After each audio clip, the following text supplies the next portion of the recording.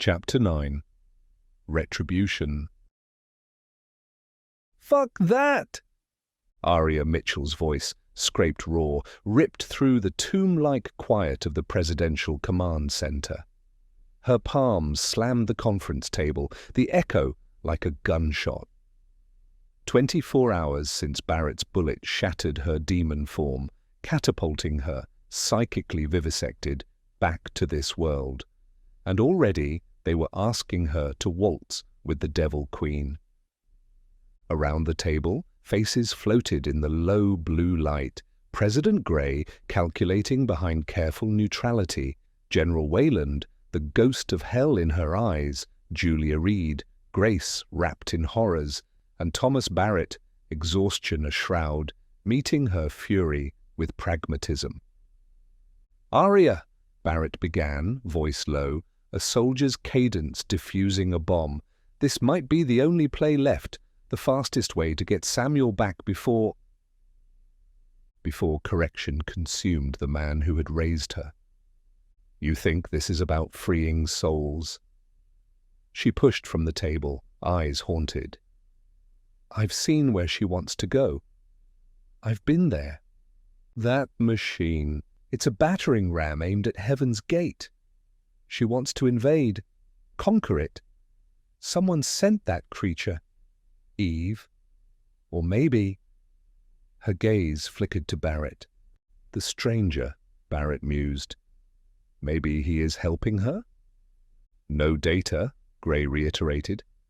"An unknown variable, but Aria's testimony provides context for Eve's motives." "And if we refuse?" Wayland posed. "She finds another way. Samuel remains her leverage, and the stranger is still a threat." "Aria," Barrett's voice softened. "Samuel. Her offer is specific. It's the only direct path to him." "And pave her way to destroy heaven?" Aria rounded on him. "Her guarantees are poison. She'll betray us. There has to be another way." Dr. Gray watched Aria, his expression a mask of scientific curiosity, strategic calculation, and perhaps paternal grief. "You've been there, Aria," he said finally. "Correction, reward. You've faced Eve, felt her fear of the stranger. You understand the stakes, the players, the destinations, as none of us can." He paused. "What do you think we should do?" All eyes fixed on her. The answer was immediate, visceral, forged in loss. She met Gray's eyes, her own gaze stripped to terrible, unwavering certainty.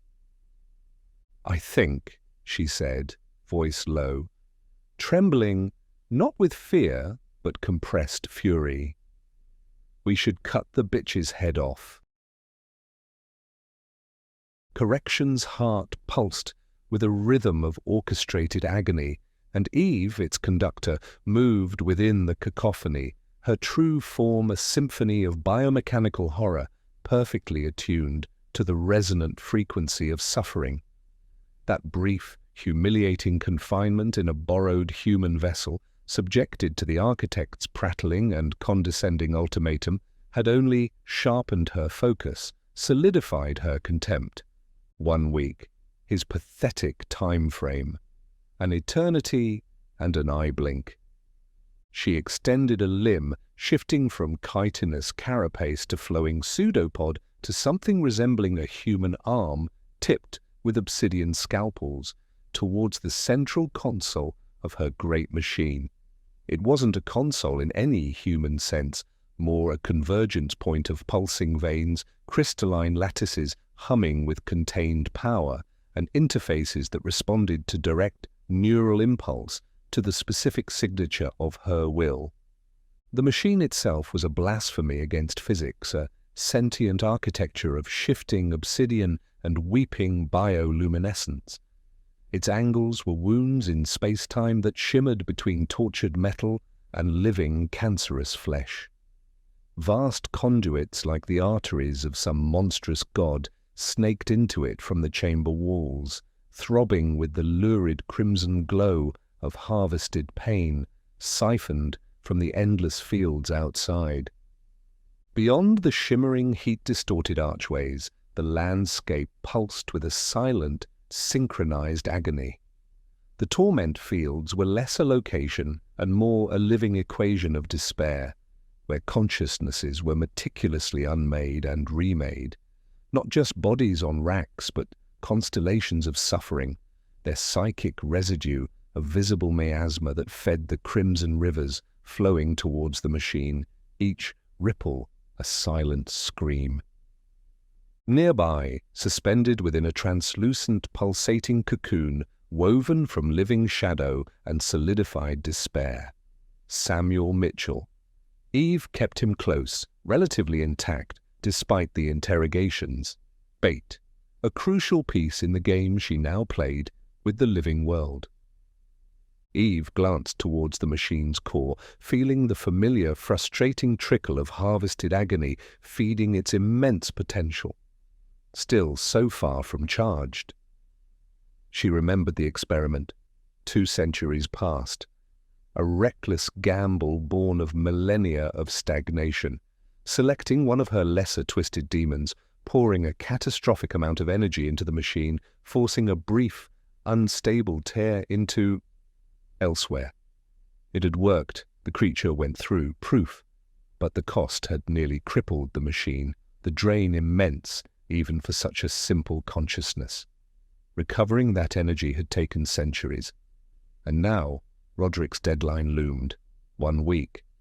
She needed power magnitudes greater than that pitiful test, enough to transport her complex, ancient being. Out in the fields, amidst the legions of the damned, 2 figures endured torments specifically designed to preserve their memories, her most prized possessions, the souls her test demon had inadvertently slain on the other side, captured upon their arrival here.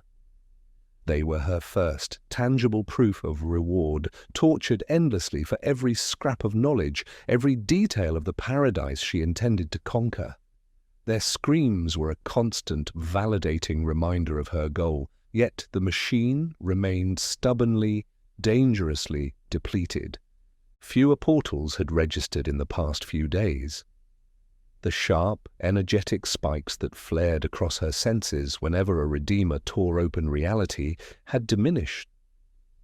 Curious. Were they consolidating, planning, preparing for her offer, or plotting defiance? It didn't matter. Cooperation would be faster, cleaner. But force remained an option. She would have their power. Roderick's clock was ticking, with gestures that were part surgical precision, part reality-warping force of will. Eve began the modifications. Appendages shifted, extruding delicate manipulators, finer than nerve fibers, alongside massive limbs capable of crushing mountains.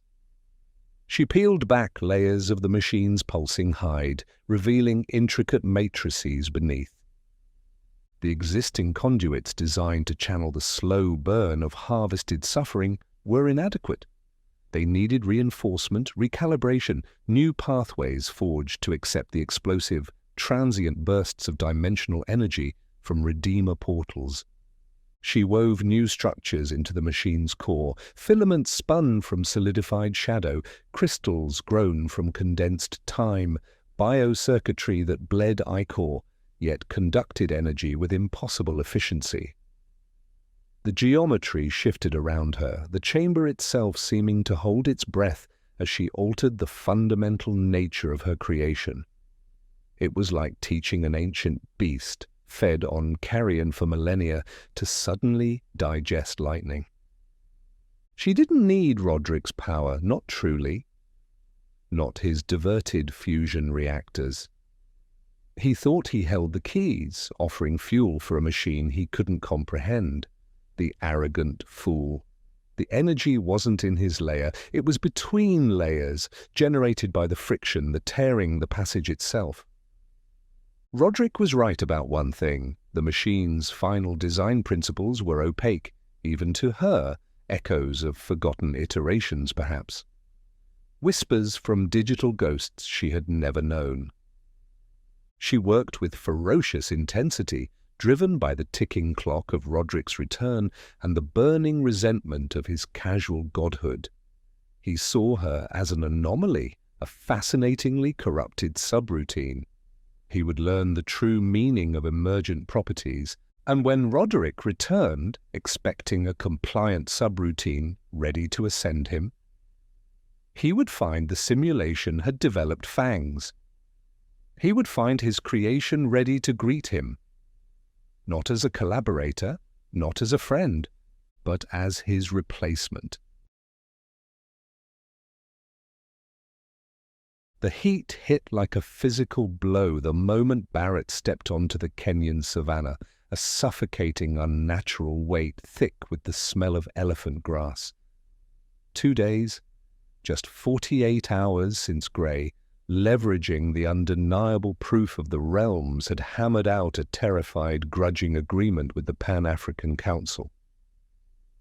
Your land overlaps with hell. Our enemy builds there. Help us, or we all burn. He had told them. Now this stretch of the Great Rift Valley, identified by Nyara's millennia-old memory as the anchor point to Eve's core operations, the place she'd first fallen, the place she'd later enslaved Nyara, bristled with the incongruous machinery of modern war. Osprey tiltrotors sat hunched beside skeletal acacia trees, their rotors drooping in the oppressive heat. APCs, hastily painted in desert camo, useless against the psychic terrain they were about to invade, formed nervous ranks. The low growl of their diesel engines was a baseline hum beneath the tension. Barrett scanned the faces of the operators gearing up, Delta, SAS, Spetsnaz, elite killers drawn from a dozen nations, their eyes hard, masking the existential dread of the mission briefing. Fighting demons, invading hell. The words still felt insane, yet here they were. Wayland moved through the controlled chaos, her voice sharp over the comms, the horrors of her own brief damnation channeled into brutal focus. Near the designated breach point, 20 Redeemers formed a circle. Arya Mitchell stood slightly apart, vibrating with a contained fury that felt dangerously close to the edge. The obsidian knife Nyara had given her felt like an extension of her soul, hungry for vengeance. Grief for Samuel was a physical ache, a constant pressure behind her ribs. Nyara stood beside her, ancient and unnervingly calm, tactical gear sitting strangely on her frame. The other 18 Redeemers radiated a quiet intensity, a shared history of torment and resilience. The largest gathering of living Redeemers in known history, assembled not to bargain, but to bring war to the entity who had hunted their kind to near extinction. 5 minutes, Wayland announced. Barrett moved to Arya's side. Ready? She didn't look at him. Her gaze was fixed on the empty air before them, the spot Nyara had designated. He's there, she whispered, voice tight. I can almost feel him. We will get him back, Barrett said, the promise rough, but absolute. He pushed aside thoughts of Caitlin, of Eliza. Duty was cleaner. Redeemers! Positions! Nyara called, her voice carrying an authority that transcended rank. The circle pulsed. 20 pairs of hands rose, 20 minds focused inward, embracing the unique throb, the pressure, the wrongness behind the left eye that was their key and their curse. Reality screamed, protesting its violation, not a single neat breach, but a colossal, violent vortex ripping open the seams between worlds. 30 meters across, a swirling abyss of impossible darkness, fringed with lightning that wasn't lightning, crackling with energies that defied measurement. The portal stabilized, a maelstrom contained, revealing the landscape beyond. Hell's savannah. Go! Go! Go! Wayland's command was almost lost in the dimensional roar. The lead APC, Judgment 1 painted hastily on its flank, surged forward, plunging into the vortex. Barrett gripped his restraints, bracing for the transition. Then, with a bone-jarring lurch, they were through. The air was thick enough to suffocate, each breath scraping the lungs raw. The heat wasn't dry, it was wet, febrile, like the inside of a dying beast. The ground under the APC's massive treads yielded slightly, a corrupted earth woven with pulsing veins and patches that writhed with subcutaneous movement.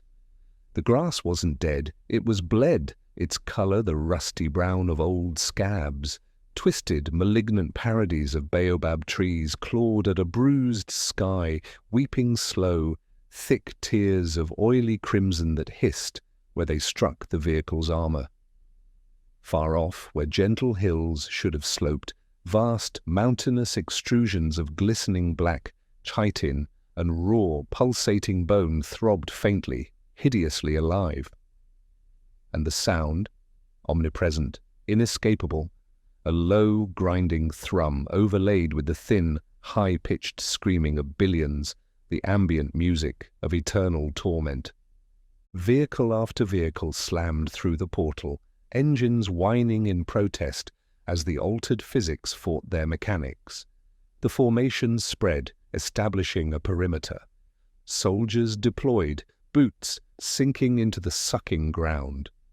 Turrets swiveled, targeting systems struggling to lock onto shapes that seemed to subtly shift when not directly observed. "Status!" Wayland's voice was tight, efficient. "Perimeter holding," came the strained reply. "Visual confirmation pending. Sweet Mother of God." "Perimeter holding," came the strained reply. "Visual confirmation pending. Sweet Mother of God!" Then they saw them, the fields. Stretching from the base of the distant, tumorous machine complex, disappearing into the hazy, blood-tinged horizon, lay the infrastructure of Eve's pain-fueled empire. Rows upon endless, geometrically perfect rows, figures, barely recognizable as having once been human, impaled on living obsidian spikes that seemed to draw sustenance from their convulsions. Bodies stretched on racks woven from glistening animate entrails, joints systematically dislocated and reset by skeletal attendants whose own forms were masterpieces of suffering. Souls trapped within crystalline prisons that pulsed with agonizing light, their silent screams scorching the visual spectrum. Torment as industry, suffering as resource management. The sheer, calculated horror of it slammed into the soldiers. Over the comms came the sounds of retching, choked prayers, furious curses turning into helpless sobs. Barrett felt bile rise in his own throat, ruthlessly swallowing it down. Wayland's face was granite, but a muscle jumped uncontrollably in her jaw. Advance, Barrett's command was a rough-edged tear in the fabric of horror. Wedge formation, weapons free, burn a path. The armored column ground forward, deeper into the industrialized nightmare. The air grew thick with the psychic effluvium of billions in agony. The screams weren't just sound, they were pressure, crushing against the inside of their skulls. Then Eve unleashed her welcoming committee. The corrupted ground heaved, fissures ripped open like mouths, vomiting forth legions of the Twisted Ones, Correction's shock troops.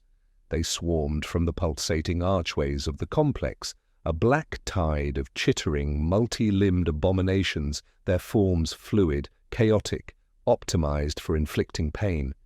They flowed across the landscape with horrifying speed, converging on the human intrusion.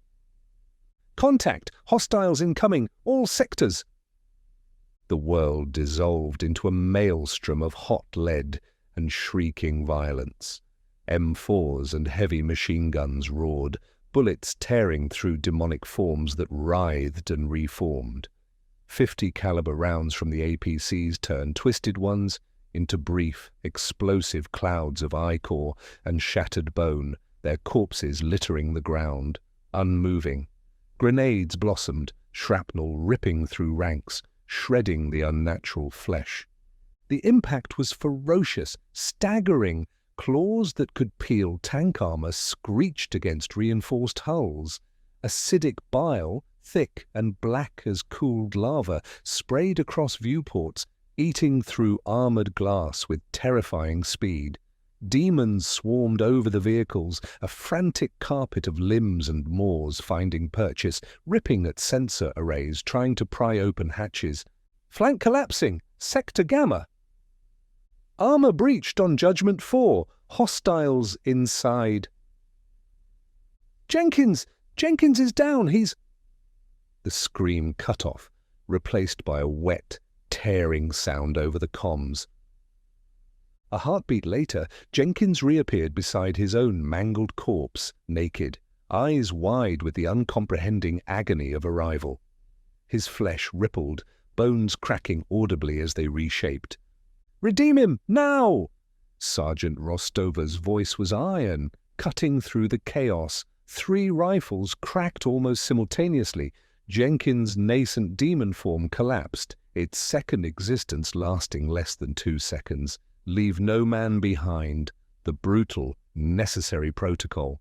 3 rifles pulled from the line. 3 soldiers momentarily focused on the act of mercy, leaving gaps in the already buckling defense.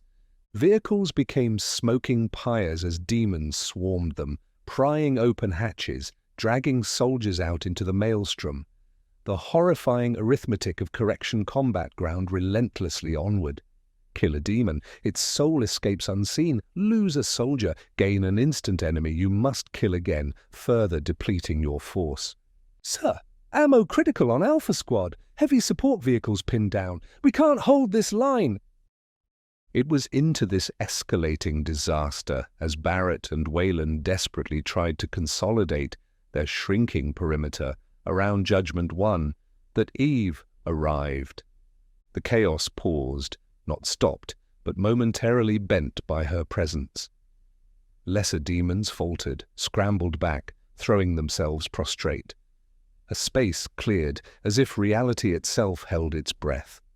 She was immense, fluid, an architecture of polished obsidian nightmares, crowned by faces that flickered between serene beauty and cosmic rage. The remaining heavy weapons targeted her, point blank, 50 caliber fire, concentrated grenade barrages. It all splashed against her hide like rain, leaving faint ripples that vanished instantly. She was untouched, untouchable, a fundamental force of this dimension.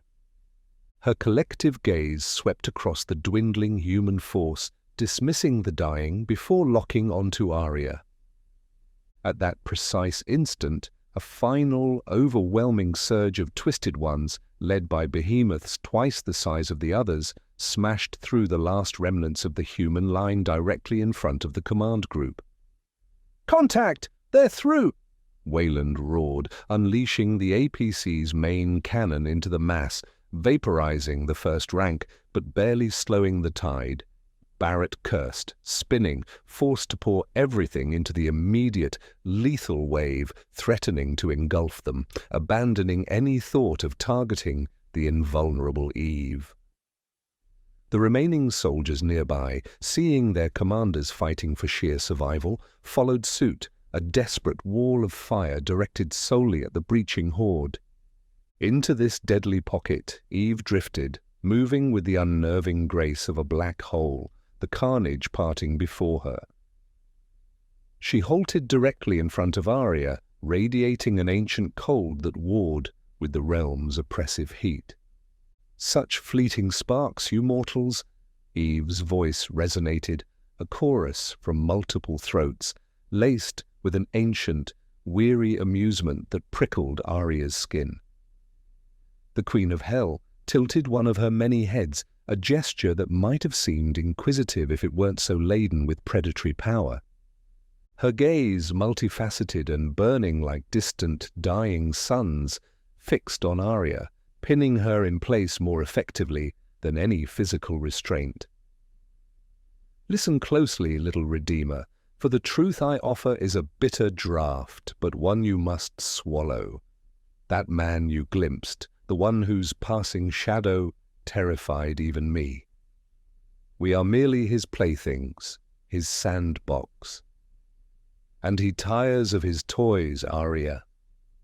Eve's voice dropped, becoming a silken whisper that carried the chilling weight of eons. He deletes worlds as a child crushes an anthill. My machine, the one you so desperately seek to destroy, isn't just my escape, little spark. It is the only door out before he sweeps this entire board clean. He is returning, and when he does, her form seemed to shimmer, absorbing the ambient agony of the battlefield, growing subtly, terrifyingly more defined. All this, your precious living realm, my cultivated correction, even the pristine, sterile reward, will be reset to null, utterly erased. Arya felt the words like ice shards in her gut. The familiar revulsion towards Eve warred with a new, chilling resonance. Architect, cage, reset. The terms echoed the formless dread that had haunted her since her brief, horrifying glimpse of the figure in the hoodie, the entity that had made even Eve recoil. Madness. These were the pronouncements of a monster, lies spun to manipulate, to break her will. Yet, he is coming back. The phrases resonated with a terrifying, undeniable truth. Your power, Eve continued, combined with my knowledge, my machine. Together we survive, apart we are deleted data. Her tone was urgent, almost pleading, trying to impart cosmic truth to an insect she needed. Think of your grandfather, child. He suffers greatly now, but waits for you just inside. Come. Samuel was close. Arya could sense him, a flicker of desperate hope warring with ingrained distrust. Okay, she said, defeated. You win. Take me to my grandfather. She hung her head and took a step in Eve's direction. Now, Nyara's commanded. 12 Redeemers positioned around Eve acted in perfect synchronicity across the chaos. Not a physical attack, but a focused manipulation of space-time. 2 planar breaches, invisible until they struck, snapped into existence, horizontal cuts through reality itself, one slicing just above Eve's monstrous midsection, the other just below. A quantum shear. Snap. The sound was the sound of reality breaking. Eve froze. Utter, terminal shock flared across her multiple faces, replaced instantly by void. The upper half of her colossal form vanished, severed, existing for a fraction of a second as a ghastly silhouette against the African sky before detonating in a silent, blinding flash that overloaded sensors across the continent. The lower bulk of Eve, headless, will-less, a mountain of twitching, purposeless bio-horror, slammed onto the corrupted savanna floor. Inert. Dead. Its immense psychic weight vanished, leaving a ringing silence, a vacuum in the fabric of correction. The battlefield froze, then chaos erupted anew, but of a different kind. The remaining demons stared at the corpse. Their god, their anchor, their purpose was gone. A ripple of pure, existential terror, colder than any torture, washed through the horde. One twisted one shrieked, a sound of utter madness, turned and clawed its way over its fellows, fleeing into the blood-red mists. Others turned on each other, mindless violence erupting in the absence of command. The panic was infectious. Eve's legions dissolved into a mindless, scattering rout, abandoning the field. "Samuel!" Arya screamed, already running, stumbling over the unmoving corpses of demons, ignoring the frantic shouts over the comms.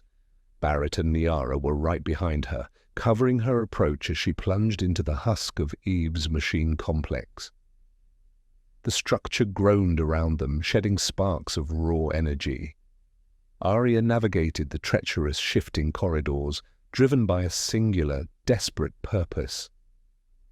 She found him near the machine's heart, suspended within the translucent, pulsating cocoon Eve had fashioned. It pulsed erratically now, its shadowy tendrils flickering like dying embers. Inside, Samuel's form was visible, twisted and nightmarish. The corruption advanced, yet through the murky film of the cocoon, his eyes, burning with a desperate, lucid agony, found Arya. "Arya, kill me!" he rasped, the sound tearing her heart, amplified by the cocoon's strange acoustics. "Please!" His distorted hand, barely recognizable, pressed against the inside of the yielding membrane, trembling violently. "Kill me! Kill me! Kill me!"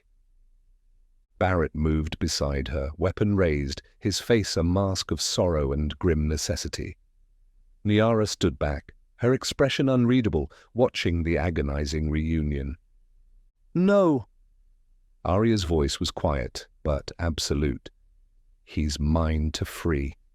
She raised the obsidian knife, its dark surface seeming to drink the dying light of the complex. It felt impossibly heavy, the weight of her love, her guilt, her desperate hope. With a cry that was half sob, half battle roar, she slashed at the cocoon. The obsidian blade sliced through the shadowy tendrils as if they were smoke. The cocoon hissed, deflating, spilling Samuel's corrupted form onto the groaning, unstable floor. She knelt beside him, meeting her grandfather's pain-filled gaze, seeing the love that burned fiercely beneath the agony, the plea for release. "I love you, Grandad." The blade found its mark. A final shudder, stillness, peace, profound and absolute, settled over his ruined features. "Perimeter collapsing, hostiles regrouping." Wayland's voice cut through the relative quiet. "We got what we came for. All units, fall back to the portal, now!" Niara grabbed Arya, hauling her back towards the extraction point. "He is free! We must go!" The surviving Redeemers, maybe a dozen left on this side, gathered the ragged remnants of the strike force, bleeding, broken, haunted. The portal flickered violently, the strain on those holding it open immense. "Move!" Barrett roared, shoving wounded soldiers through, firing his rifle into the pursuing horde. Arya stumbled through the flickering gateway, Niara pulling her clear, just as it snapped shut with a sound like thunder. She collapsed onto the blessedly solid, blessedly real earth of the savannah, the roar of the dying demons echoing in her bones, the screams of the damned still ringing in her ears. Victory paid for in blood, sanity, and souls. But Samuel was free. The scream tore from Arya Mitchell's throat, raw and desperate, lost amidst the cacophony of the savannah quarantine zone. For a heartbeat, she lay there, gasping, the psychic screams of correction still echoing in her bones, the acrid tang of burnt metal sharp in her nostrils. Barrett was shouting orders nearby, rallying the handful of surviving soldiers. Wayland was already coordinating with the perimeter forces. Niara was scanning the chaotic field, likely searching for the redeemed Eve. But Arya had only one thought, one consuming need. She scrambled to her feet, ignoring the protests of her bruised body, the exhaustion threatening to pull her under. Her eyes swept frantically across the bewildering scene. Thousands of souls were materializing across the grassland, the fallout from their desperate battle. Naked figures blinked in the harsh sunlight, weeping with shock and overwhelming relief, stumbling away from the fading energy signatures that marked their points of arrival. Medics rushed among them, draping them in blankets, trying to impose order on the sheer scale of the mass redemption. Soldiers maintained a wary perimeter, weapons ready but lowered, their faces a mixture of awe and apprehension. Where was he? He had to be here. "Grandfather!" she cried again, pushing through the disoriented crowd, her eyes darting from face to bewildered face. So many people, spanning centuries, perhaps millennia, suddenly thrust back into existence. She scanned for his familiar features, the weathered lines around his eyes, the set of his jaw. Then she saw him, standing near a cluster of medics trying to tend to a weeping woman who might have died in Sumerian times, judging by her confused reaction to the blanket. He was looking down at his own hands, flexing the fingers as if they were utterly new. He looked younger, stronger. The crushing weight of decades working on the plantation, the physical toll of their hard life, seemed erased. Correction's baseline torment had left its psychic scars visible in the haunted depths of his eyes, but his physical form was restored, whole. "Samuel!" She stumbled towards him, shouldering past a dazed man wrapped in a silver blanket. He looked up at the sound of his name. His eyes met hers, and the confusion cleared, replaced by stunned, overwhelming recognition. "Arya?"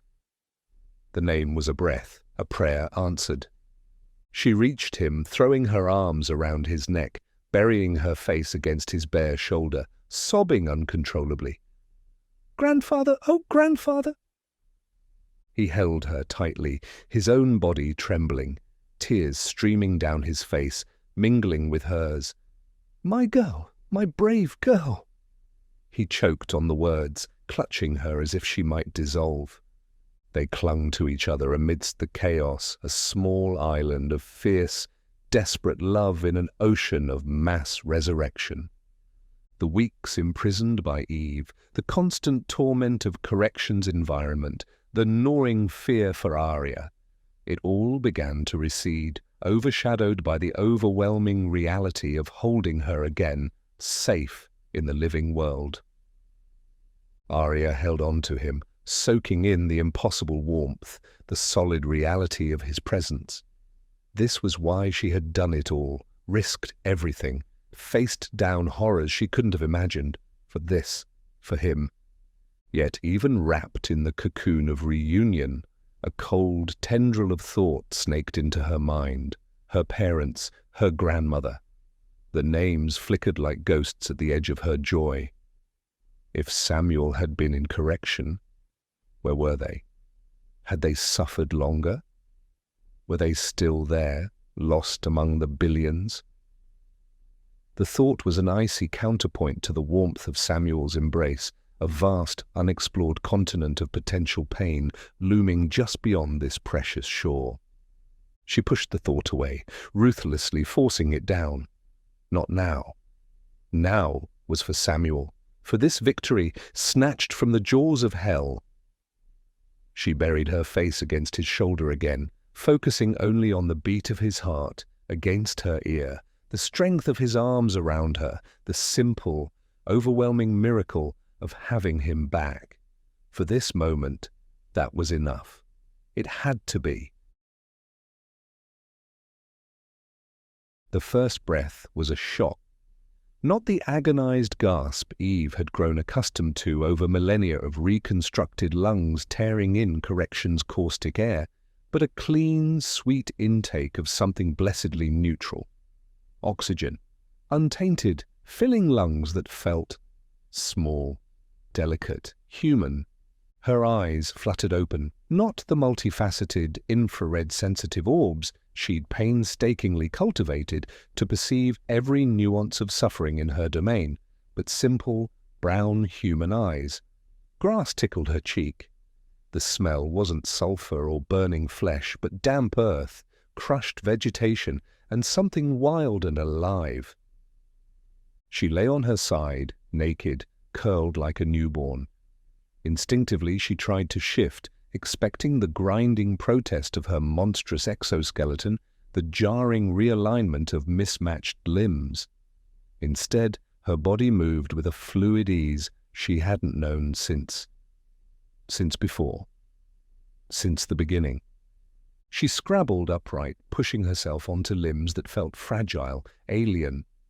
Her hands, she realized with a jolt, just 10 fingers, smooth skin, blunt nails, flew over her body.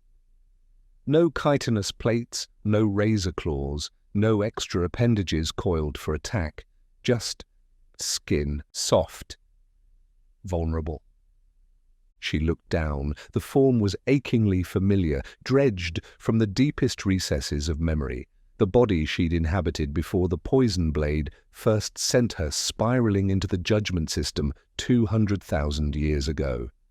It was the same form Roderick had forced upon her during their unsettling encounter on that simulated beach, a form she had despised then, but now felt both terrifyingly fragile and, strangely, undeniably, hers. Young, strong, unscarred by millennia of torment. And the pain, the defining constant of her 200,000-year existence, it was gone.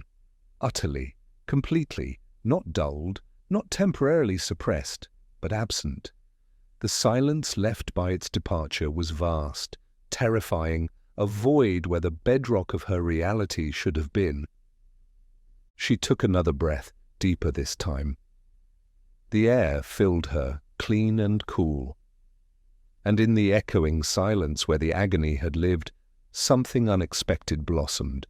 Relief, so profound, so overwhelming, it buckled her knees. A sob tore from her throat, a raw, human sound that shocked her more than the absence of pain. Tears streamed down her face, hot and real against skin that hadn't known such moisture in millennia. Why had she fought this release? Had she even had a choice?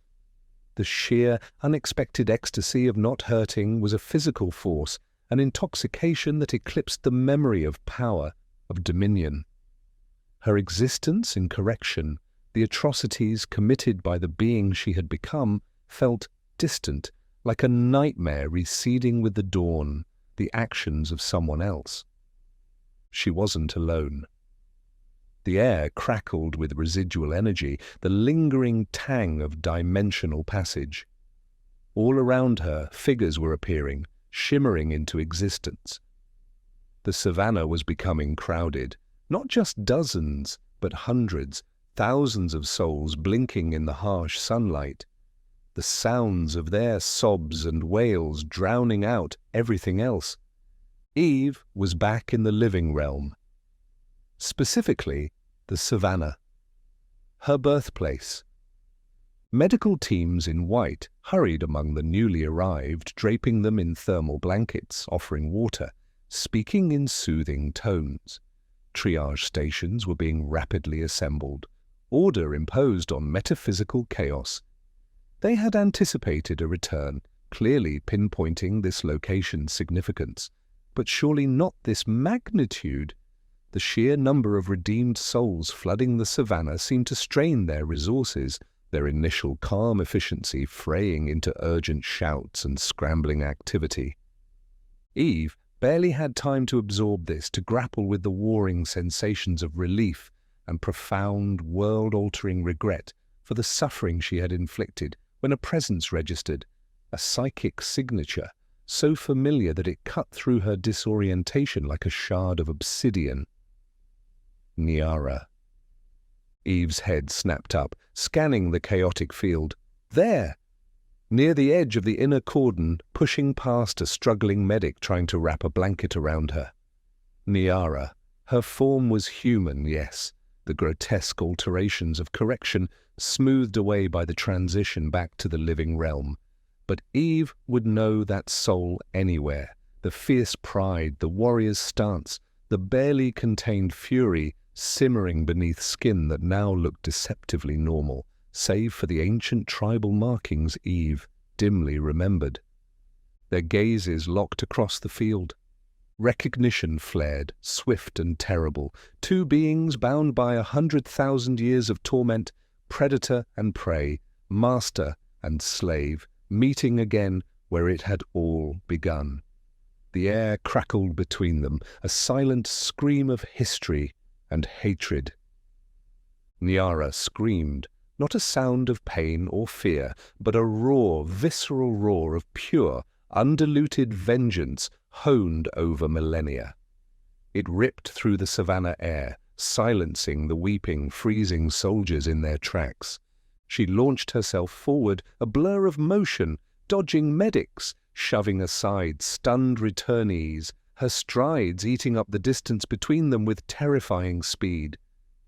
Eve watched her come, a strange paralysis gripping her. She knew what was about to happen, knew she deserved it. The newly rediscovered conscience, raw and fragile after millennia of suppression, screamed that this was justice. Run? Fight back? The instincts were there, buried deep, but muted by the overwhelming wave of relief and a nascent, horrifying guilt. How could she apologize? What words existed for millennia of calculated torture? There were none. Niara slammed into her, the impact driving Eve back onto the grass. No monstrous strength met the attack, just fragile human bone and muscle. Pain flared, sharp, real, human pain as Niara's fists hammered down. "You took everything," Niara shrieked, landing blows on Eve's face, shoulders, chest. "My life, my people, my name." Eve barely defended herself, raising her arms weakly, trying to shield her face, tasting her own blood, salty and real, in her mouth. The blows hurt, jarringly, but the pain was blessedly finite, clean, nothing like the soul-deep erosion of correction. Each impact felt like absolution, a penance long overdue. Just as Niara's hands closed around Eve's throat, squeezing with desperate strength that threatened to crush her windpipe, other figures converged. Thomas Barrett, his expression grim, his prosthetic hand moving with lethal speed. Several of the other ancient redeemers Eve recognized, their faces etched with complex emotions. "Niara, stop!" Barrett's voice, sharp with command. He grabbed Niara's arm, pulling her back with surprising strength.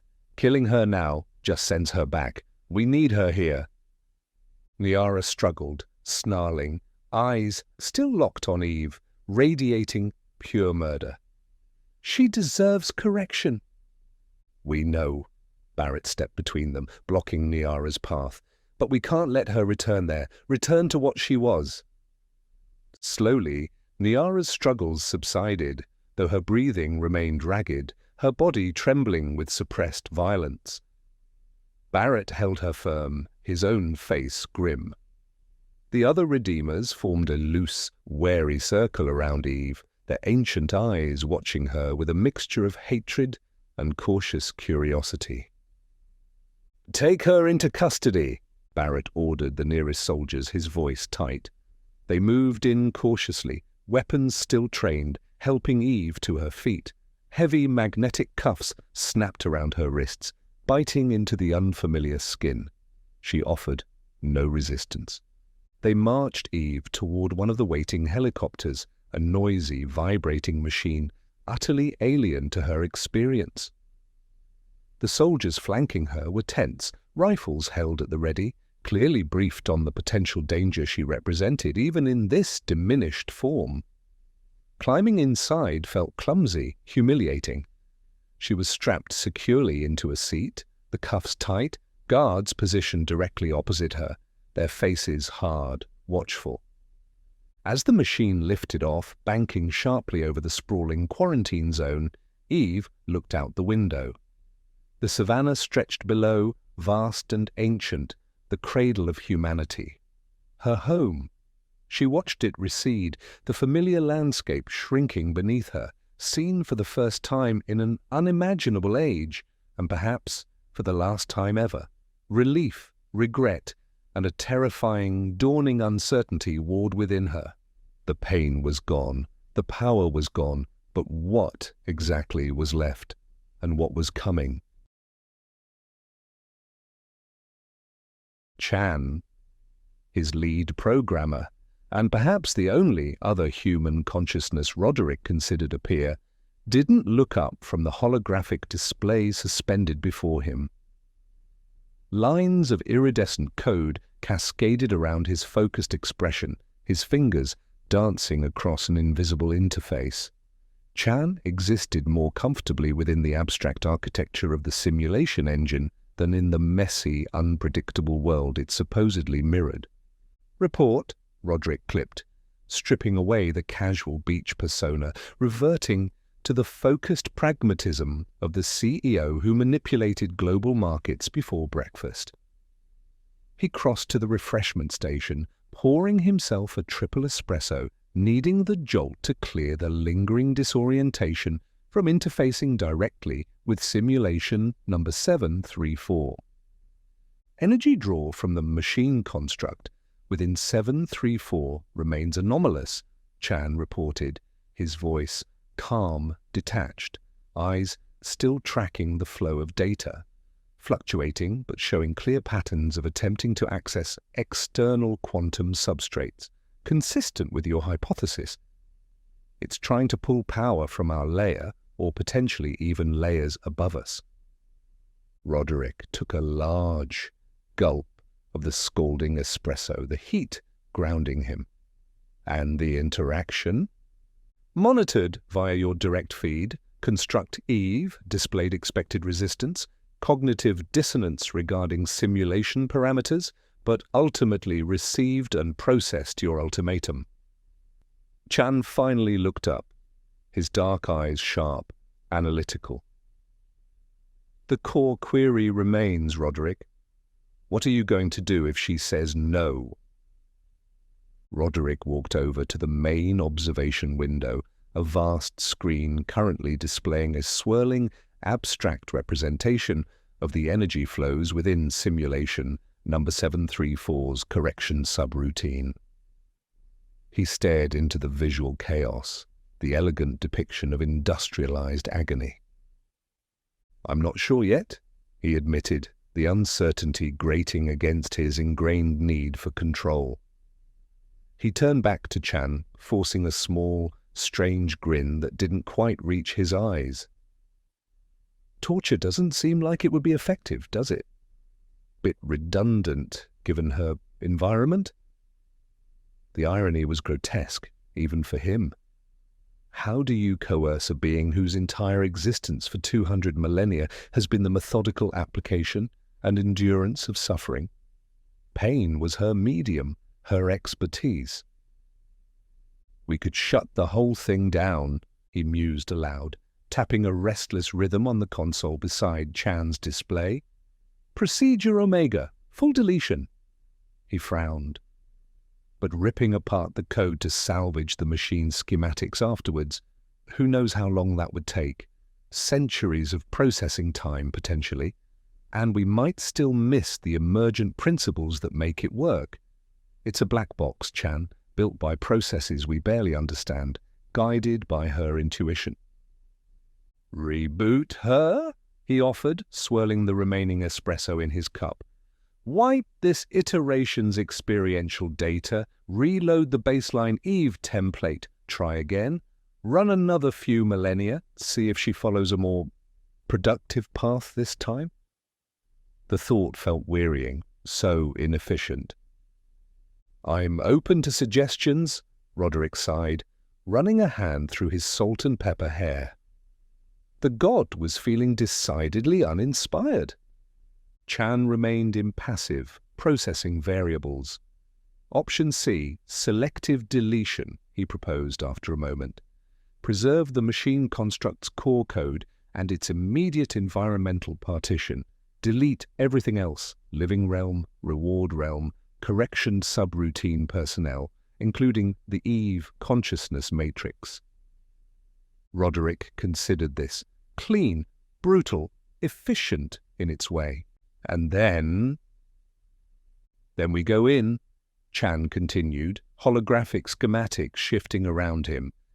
"We study the machine directly. We could instantiate some of the more advanced minds from other simulation projects, the quantum physics specialists from simulation number 1138, perhaps the theoretical mathematicians from number 42, port their consciousnesses into number 734 temporarily to examine the structure, see if they can reverse engineer its operational principles without the complicating factor of Eve's presence.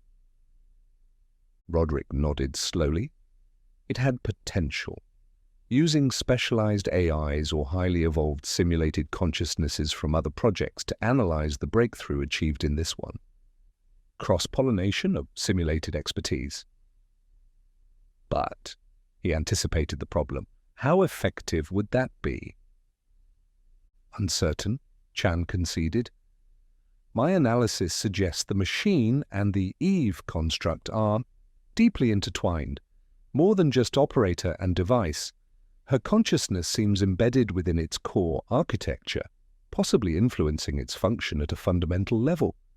She might not just be the key to the lock, she might be the lock.